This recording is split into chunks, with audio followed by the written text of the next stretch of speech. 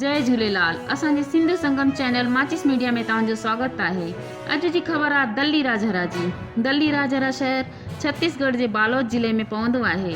पूज्य सिंधी पंचायत दल्ली राजहरा जा अध्यक्ष भाऊ गोपाल दास व समस्त सिंधी समाज व सर्व समाज जे द्वारा पाकिस्तान जे सिंध प्रदेश जे घोटकी शहर में सिंधी समाज जे धर्म स्थान सच्चो सतराम दरबार में हमलो करे हिंदू सिंधियुनि जे दुकाननि ते लूट तोड़ फोड़ करे हिंदुनि सां काफ़ी मारपीट की वई ऐं सिंधी समाज जी न्याणियुनि सां भी काफ़ी ग़लति व्यवहार कयो वियो।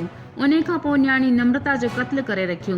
हिन न्याणी नम्रता चंदानीअ जो परिवार घोटकी शहर जो रहंदड़ हुओ। हाणे कुछ समय पहले ही कराची में रहण लॻो हो। नम्रता मेडिकल जी पढ़ाईअ लाइ हॉस्टल में रहंदी हुई।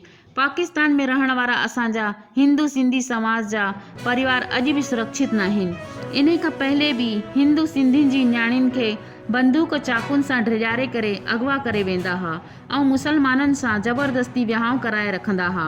इन सभिनी घटनाउनि सां परेशान थी करे हाणे सर्व विश्व में विरोध जो प्रदर्शन थो कयो वञे।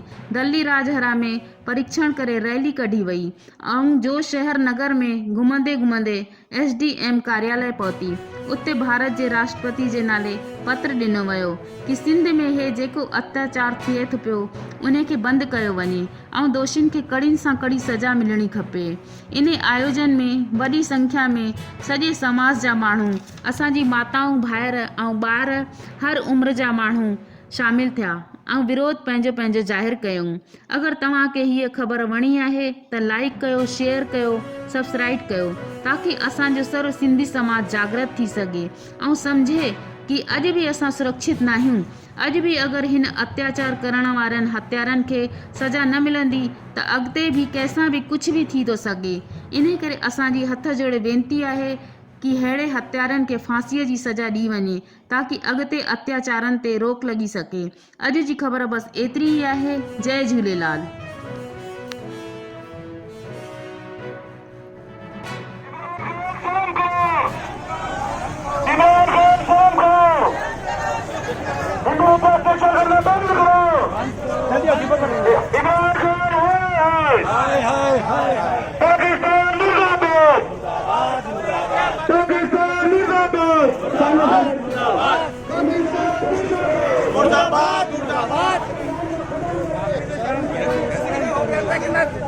हमारा काम वही है।